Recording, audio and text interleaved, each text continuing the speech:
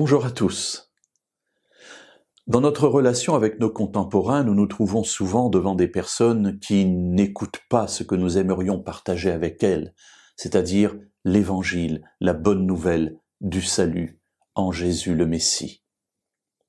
L'apôtre Paul était confronté au même problème. Il ne faut pas croire que cela n'est une prérogative que de notre temps.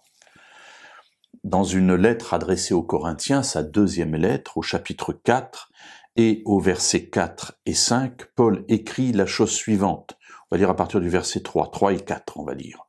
« Si notre évangile est encore voilé, il est voilé pour ceux qui périssent, pour les incrédules dont le Dieu de ce siècle a aveuglé les pensées, afin qu'ils ne voient pas resplendir le glorieux évangile du Messie qui est l'image de Dieu. » Alors voilà, de son temps aussi, il concevait, il voyait que l'évangile, cette bonne nouvelle, ce glorieux évangile donné par le Messie, était voilé pour un certain nombre de ses contemporains. Et il définit cela comme étant ceux qui périssent. Alors, loin de moi de vouloir juger nos contemporains, et surtout, il ne faut jamais le faire, car Dieu seul connaît les cœurs, mais nous pouvons voir des personnes opposées à l'évangile. Et Paul dit d'eux, ce sont des gens qui périssent. Effectivement, loin de l'évangile, c'est la mort. Il explique pourquoi. Parce que le Dieu de ce siècle a aveuglé leurs pensées pour qu'ils ne voient pas. Alors, mes amis, si cela était vrai du temps de Paul, à combien plus forte raison cela est encore vrai de nos jours. Pour autant, une porte s'ouvre pour nous.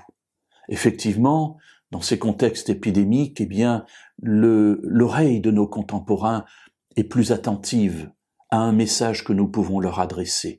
Non pas un message de peur, mais au contraire un message d'espérance. Arriver à leur montrer que derrière l'épidémie, eh bien, il y a la toute-puissance de Dieu. Que derrière les difficultés du temps dans lequel nous nous trouvons, qui parfois peut être un temps difficile pour eux, avec une perte de travail ou autre chose, eh bien, l'évangile, le glorieux évangile de Jésus, en tant que Messie de Dieu, est là. Alors nous verrons demain ce vers quoi cela nous ouvre.